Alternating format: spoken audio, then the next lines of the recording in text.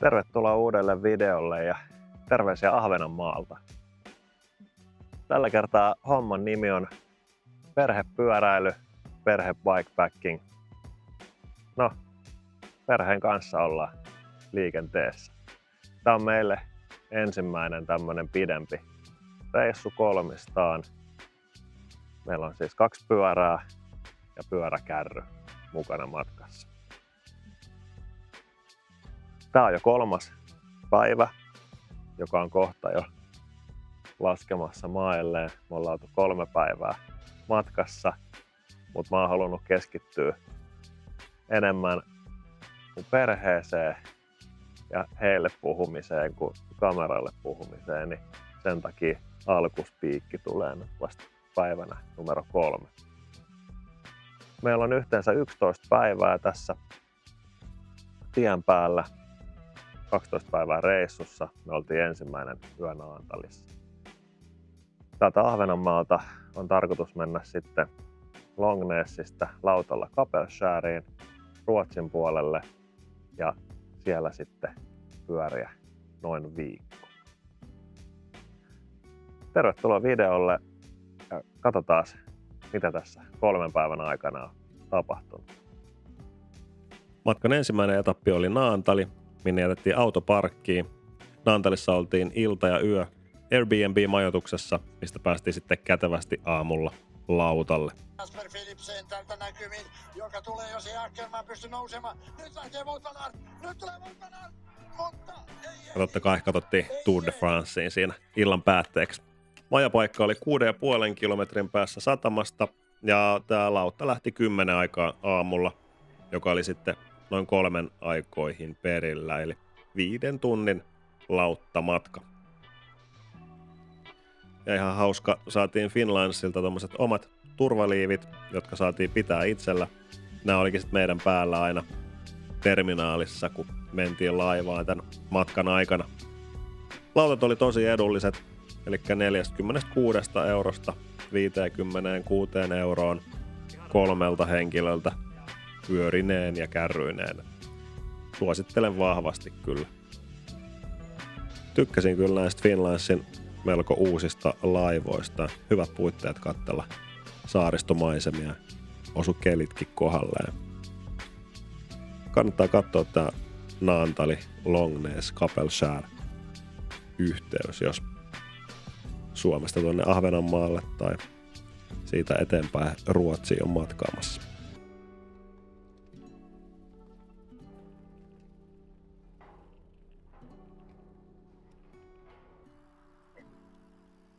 Ensimmäinen ajopäivä Longsnäs Maarianhamina satulassa noin 2 tuntia ja yhteensä tien päällä 4,5 tuntia. Kilometrejä kertyi maltillinen 33. Toki pyörittiin siinä Maarianhaminan keskustassa vielä lopuksi ennen hotellia.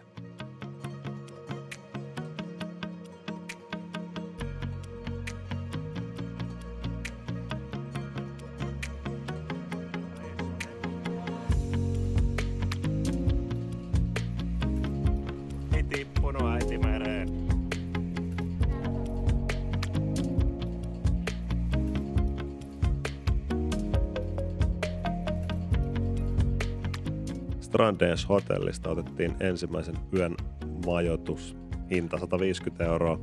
Ei ehkä niin pyöräystävällinen toi erillisrakennus, missä majoituttiin.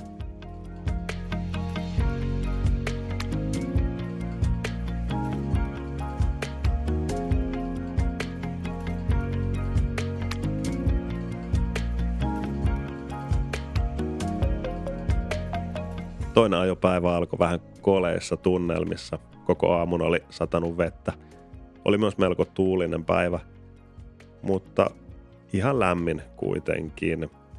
Pysähdyttiin vähän marketissa ostamassa evästä ja matka jatkui sitten Maarianhaminasta Eckerön ja Degersandin campingia kohti. Tässä kohtaa tuli kommentti, että mennään liian lujaa. Sitten piti vähän himmailla. Myötätuuli oli erittäin suotuisa tässä kohtaa, kunnes sitten piti vähän fiksailla nupun etulaukkua. Kannattaa ehdottomasti ottaa noita remmejä mukaan, niille tulee hyvin usein käyttöä.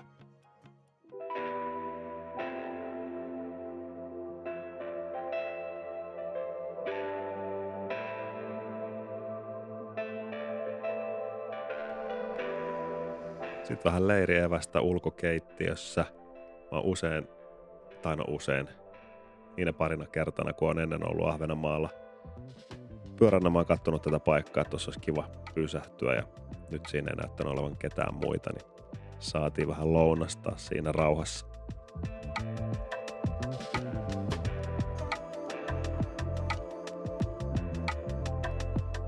Heti kun olin spotannut paikalliset jäteastiat, niin spottasin myös jonkun maga-tyypin siellä.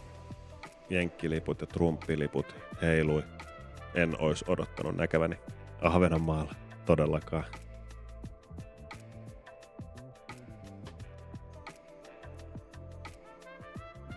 Reissun eka mäki. Ja Maarianhaminasta Degersandiin kilometrejä tuli se 45. Telttapaikka ja rajoitetulla ajalla oleva suihku. Koska se ollut 10 vai 15 minuuttia. Yhteensä 35 €. Täälläkin retkievästä syötiin sekä illalla että sitten aamulla.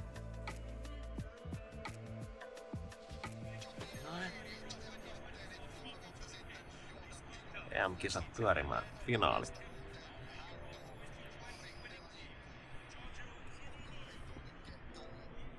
Katoin tossa, että aika hienosti toi auringonlasku tulee teltan läpi. Sitten mä rupesin ihmettelemään, että aika myöhään kyllä kajastaa valo.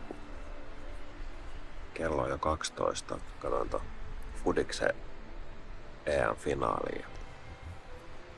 Selvisikin, että meillä on vähän tämmönen keinotekoinen tää auringonlasku. Tällainen.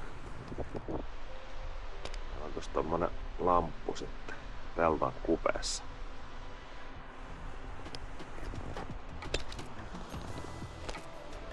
Mutta ei se mitään, näillä mennään ja huomenna uuteen päivään. Päivä numero 3 alkoi erittäin mukavassa auringonpaisteessa, mutta kovassa ja suht viileässä tuulessa. Kevyt toppatakkia piti kaivaa esille.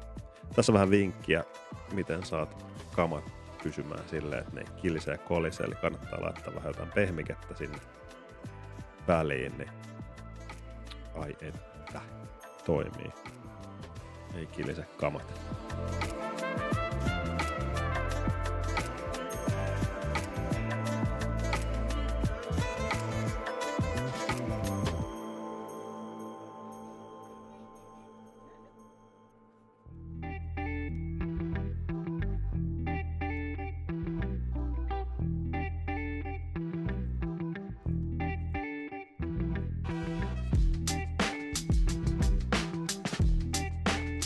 Ajopäivä numero 3, aurinko paistaa, tuuli on just siellä oikealla puolella taas ja mahtava fiilis. Päivä numero 3 oltiin Satulassa 2,5 tuntia ja yhteensä tien päällä 5 tuntia 45 minuuttia sisältäen sitten kaikki ruokatauot ja lauttamatkat. Oho, ylämäkeä ja gravelia.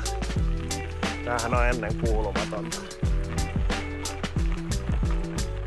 Ai ai. Oi vitsi mikä mistä.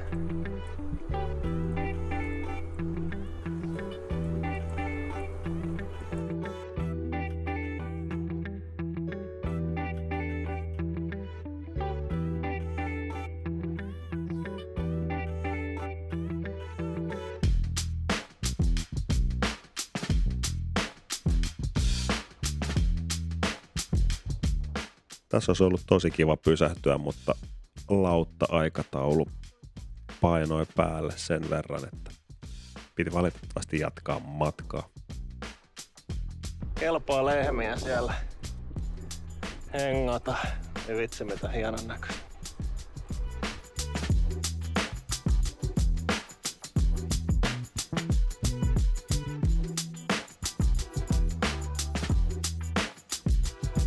Seuraavana lauttayhteys Scarp Note Jetta.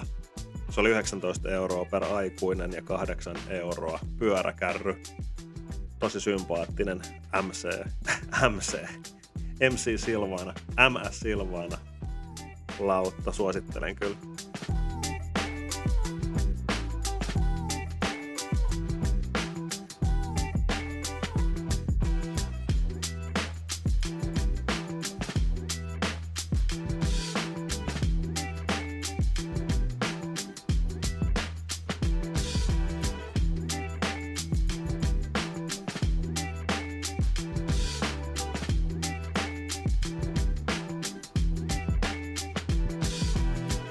Sitten pysähdyttiin tässä pienessä Jeettan kyläkaupassa ennen kuin ruvettiin kipuamaan ylös tonne Jeettan vuorelle.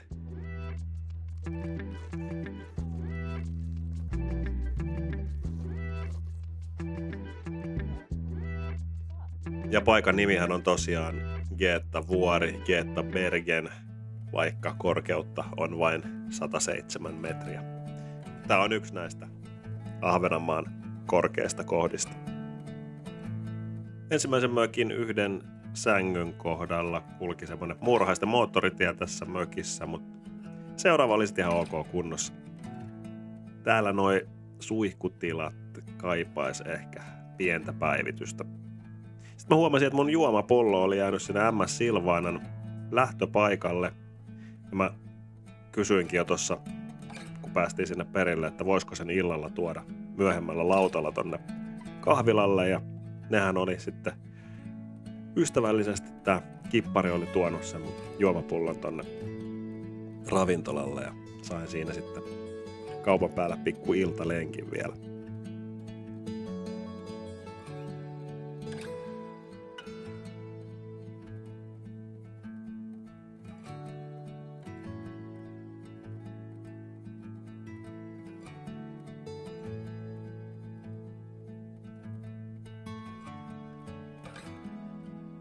Ihan mahtava, ihanteellinen paikka perhepyöräilyä tuollaiseen kärrynvetoon, koska täällä ei ole mäkiä.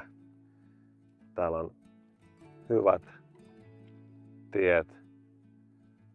Voit ajaa pelkästään melkein pinnotettua tietä, jos haluat. Paljon pyöräteitä. Autoilijat ottaa pyöräilijät hyvin huomioon. Joten aika ihanteellinen paikka just tähän, mitä me ollaan täällä tekemässä. Kyllä mä vähän sellaistakin fiilistelin, että voisi joskus tulla tänne ajaa saaren päivässä ympäri tai tolleen. Ajopäivä numero 4 oli meidän pisin tuolta Jeettasta Longnessin satamaan 66 kilometriä. Yhteensä satulassa oltiin 4 tuntia ja tien päällä vajaa 6 tuntia. Tulee parempi mieli, kun syöt. Joko?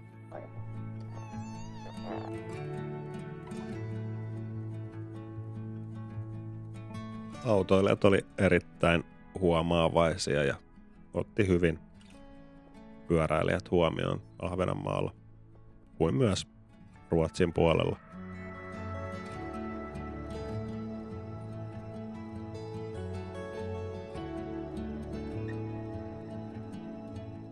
Aivan sairaan hyvä leipomo. Vahva suositus.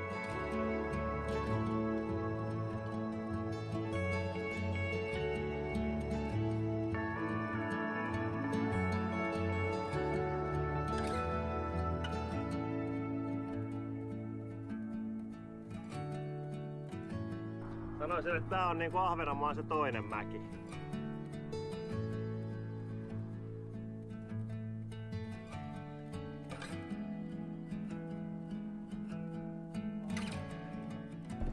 Täysin samassa kohdassa nähtiin toi merikotka tänne tullessa, joten oletettavasti sama kaveri kyseessä.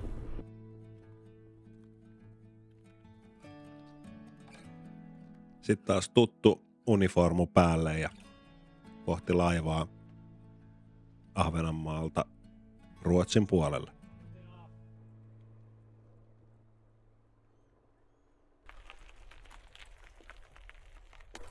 Tänään tultiin sitten Kapellskärin leirintäalueelle, joka on kirjaimellisesti kivenheiton päässä tuosta Kapellskärin satamasta. Tää on oikein hyvä, jos on vaikka aamulla lähtee botski aikaisin tai vastaavaa, niin tänne on hyvä tamaja paikka. Meidän mökki näyttäisi olevan siellä. Huomenna tulee vettä aamusta 20 milliä, eli ihan älytön määrä. Joten mökki oli tänäänkin meidän vaihtoehto.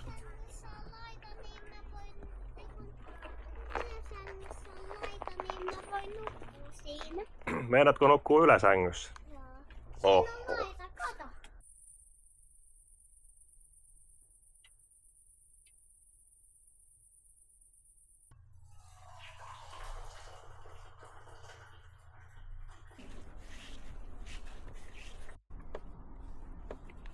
Kiitos Kapellskärin leirintäalue, oikein viihtyisä. Varsinkin toi teltta kautta mökki osasto. Pikku muistutus tähän väliin, jotka luulette, että tää on pelkkää auringonpaistetta ja ihanaa myötätuulta tämä perheretkeily, niin sitä se ei ole missään nimessä pelkästään, vaan tommonen 3-vuotias kartturi saattaa olla joskus myös todella sensuroitu tämä kohta. Vaikea tapaus. Mutta eihän se lapsi tietysti, jos se kiukuttelee arjessa, se kiukuttelee välillä myös lomalla. Mutta onneksi mulla on aika tämmöiset suht kehtävät nämä takahampaat, mitä voisit vielä purra yhteen. Silleen, että narskunta vaan kuuluu. Tänään muun muassa lapsi sai semmosen 0,5 tunnin pikku huuto, itkupotku, raivarikohtauksen tossa. Ja siinähän sitten vanhempana oli oikein mukava, kun naapurimökeissä alettiin heräilemään tämän johdosta. Että se on myös tällaista se retkeily perheen kanssa. Mutta suurimmaksi osaksi ihan kivaa, vai mitä?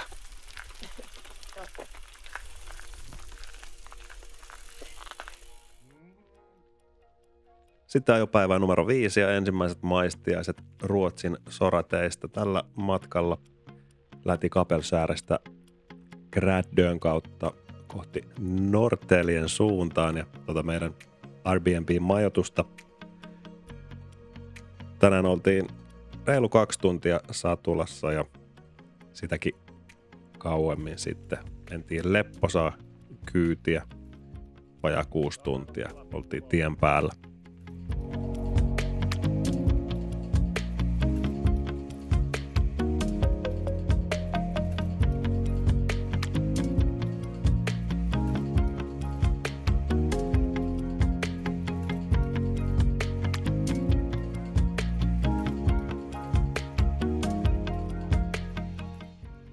Ja tämä meidän majoitus oli tämmöisen kesämökin ulkorakennuksessa. Mökillä ei ollut asukkaita silloin, kun me oltiin tuolla paikalla.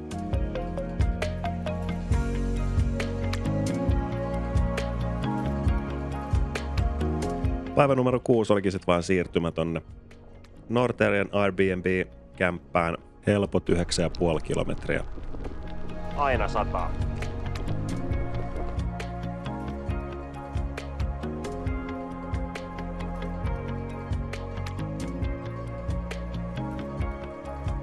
Aika moni, kenen kanssa olin puhunut tästä reissusta ja kertonut, että Norrtälje on osoitte, niin moni oli tykännyt kaupungista ja on kyllä samaa mieltä. Tosi mukava paikka.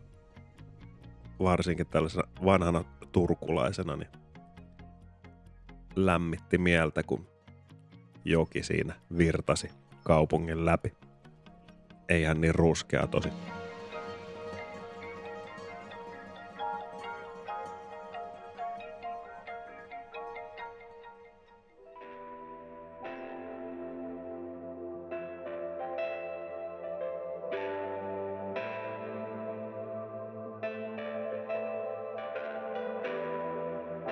Ja tämä Norrtäljen Airbnb-majoitus oli tämmöisen omakotitalon erillinen huoneisto, mikä maksoi 130 € 2 yöltä.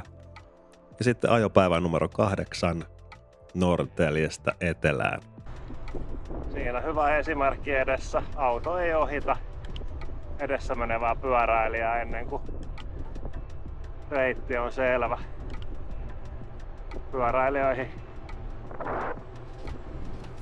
suhtaudutaan niin kuin kaikkiin muihinkin ajoneuvoihin.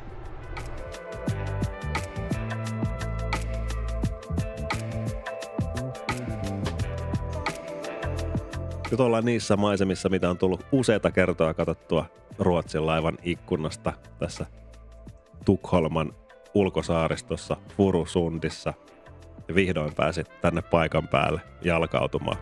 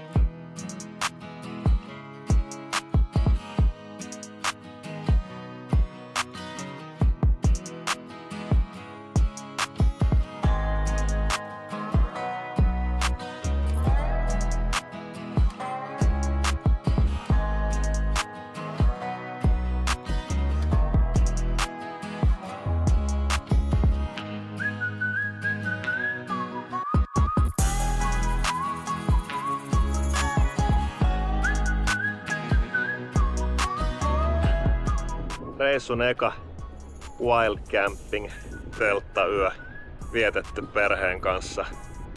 Todella upeat maisemat. Uskomattoman hieno paikka. Tänne mä haluan palata uudestaan. Kyllä tää on mulle tän reissun ehdoton kohokohta.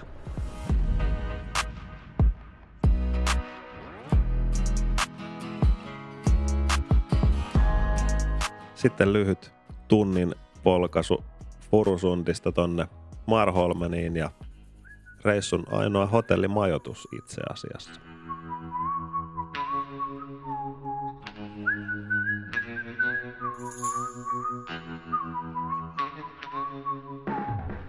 Nyt olikin helppo poistuminen hotellista pyörien kanssa suoraan takaoven kautta. Nice. Sitten viimeinen ajopäivä, aivan uskomattoman hienoja sorateitä pitkin. Hidaste.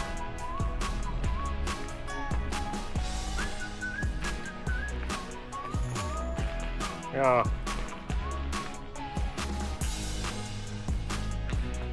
Kansallisuusväreissä on kaikki huomioteipitkin tässä maassa.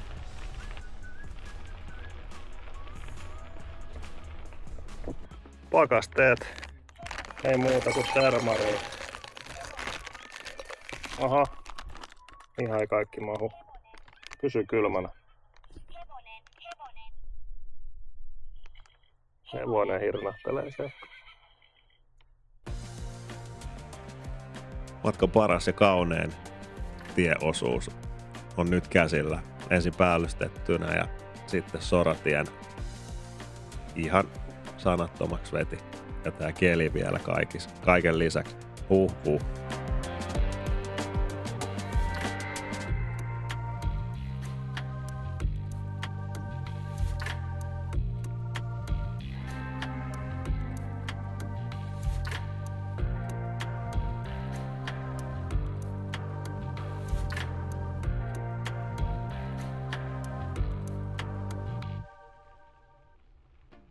Reittimestari tarjoilee sähköaita tossa sitten kesken tällaista luontopolkua.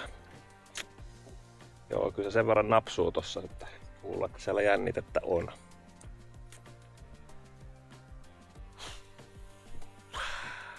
Semmoiset viimeiset metrit tälle retkelle sitten.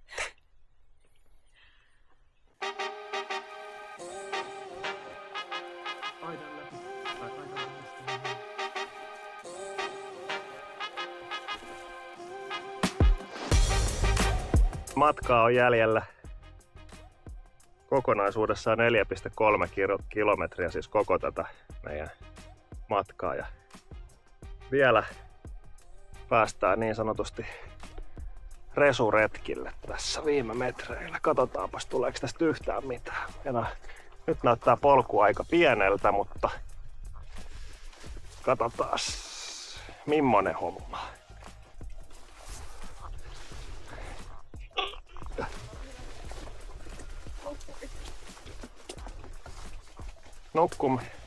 Lapsi nukkuu tyytyväisenä.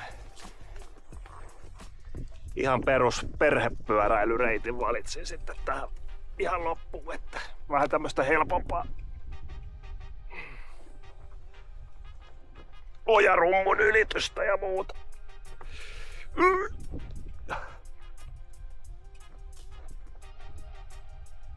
Lehmänpuu. No niin. Ehkä mä jää kohta niitä elukoitakin. Kävellenhän tää olisi ihan kiva. Tai siis ilman kärryähän tää olisi ihan kiva työnnellä pyörää, mutta kärryn kanssa vähän haastavampi. Jäätävän kokoisia läjiä. Uhuh.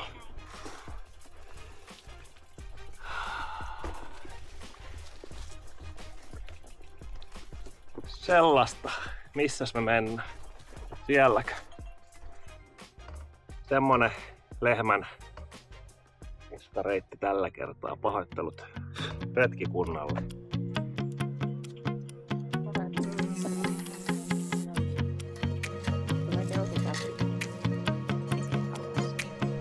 On se kyllä se suuri.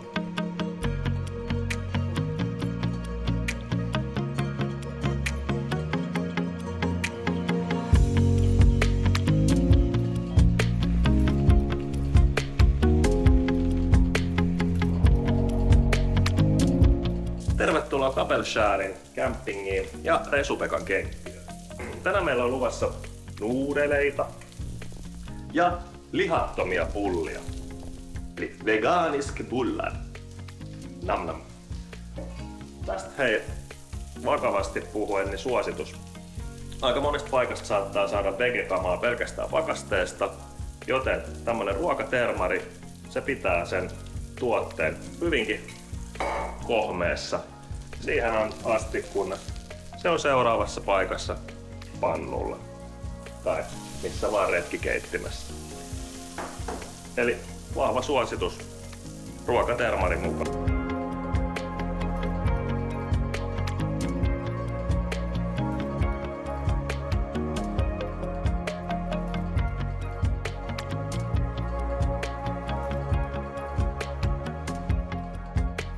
Kiitos kun olet tänne asti mukana. Pistä peukkuun jos tykkäsit ja kommentoi, ootko itse lähdössä ensi kesänä pyöräretkelle, pidempään reissuun tai lyhyempääkin, ei sillä niin väliä.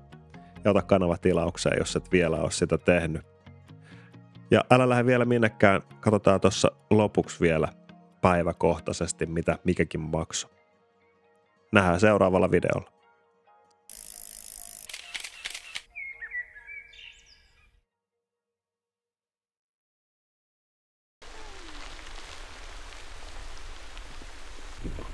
Kaksi kilometriä matkaan.